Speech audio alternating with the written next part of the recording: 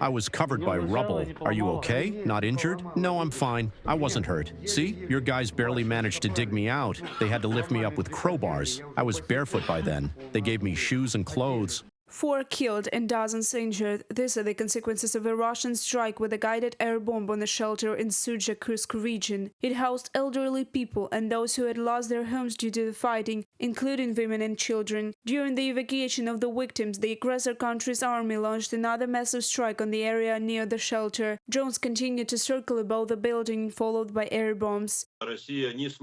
Russia was unable to fulfill its goal of pushing our forces out of the buffer zone in the Kursk region. Therefore, now they want to justify their actions by conducting special operations, including combat, terrorist, and information campaigns to discredit our troops and our command posts located in the Kursk region. Russian forces have been unable to push Ukrainian defense forces out of the Kursk region for half a year. The commander of the 22nd Separate Mechanized Brigade of the Ukrainian Armed Forces, call sign Storm, recalls his reaction to the order to launch the operation in early August 2024. I won't make anything up. I'll just say that I was initially shocked that we were really going to cross the border. I didn't believe it at first. I thought it was just talk. But when the first group actually moved on the 6th, I understood it was no joke, it was real, and I had to approach it positively, with combat readiness. The Ukrainian Defense Forces operation in the Kursk region was a preemptive one, declared the President of Ukraine Volodymyr Zelensky. It ensured the safety of the northeastern border regions of Ukraine from a Russian army offensive. This operation helped us, I believe, mainly in one thing. We had a big risk that today the cities of Sumy and Kharkiv could be, if not under constant heavy shelling, then partially occupied. This operation was definitely preventative. It was a very smart move. It was unexpected, and we did not hold any meetings or consultations with any partners. Russian military command had known for several months about the potential Ukrainian operation in the Kursk region, according to several Western media outlets. However, this did not help the Russian army to prepare or avoid chaos among their servicemen. In the first 20 days of the Kursk operation, Ukrainian defenders captured 594 Russian servicemen. This was the first time since the start of Russia's full-scale invasion that Moscow initiated negotiations on prisoner exchanges. On January 11, 2025, 5 months after the start of the Kursk operation, soldiers from North Korea were captured by Ukrainian forces. This is the right and necessary incident for Ukraine, for our position, which we will use in our interests. In any case, it's interesting and useful information that we can get from them. At the moment, we cannot disclose any details. The only thing I can say is that everything they share will definitely be used in Ukraine's interests. Kremlin propaganda actively denied the involvement of North Korean servicemen in Russia's war against Ukraine, and officials avoided answering questions. The captured soldiers from North Korea are direct proof of the presence of North Korean troops in the ranks of the aggressor nation's army. The first reports about Pyongyang's commitment to help Moscow not only with arms but also with manpower appeared in early autumn 2024. In mid-October, video evidence of North Korean servicemen in Russia surfaced, showing them at a training ground in Primorsky Krai. A month later, they were deployed to the Kursk region, according to the Center for Countering Disinformation under Ukraine's National Security and Defense Council. Since then, according to Ukrainian estimates, the North Korean forces have suffered 4,000 casualties out of 11,000 servicemen. A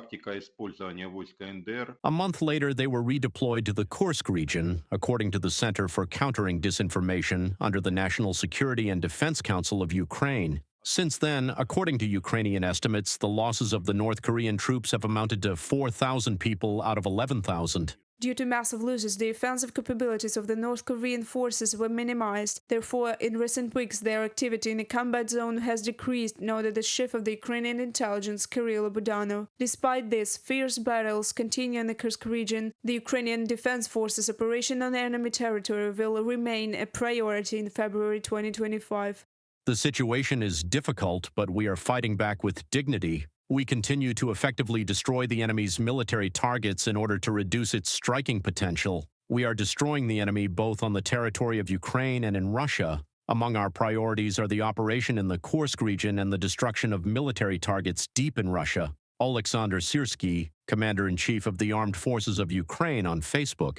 As of early January 2025, the Russian army has lost more than 38,000 servicemen and over 1,000 units of military equipment in the Kursk direction, says Sirsky, and the Ukrainian Exchange Fund has been replenished with more than 700 Russian military personnel. Reported by Alexandra Zaslavets, Valeria Nikipelova, UATV News.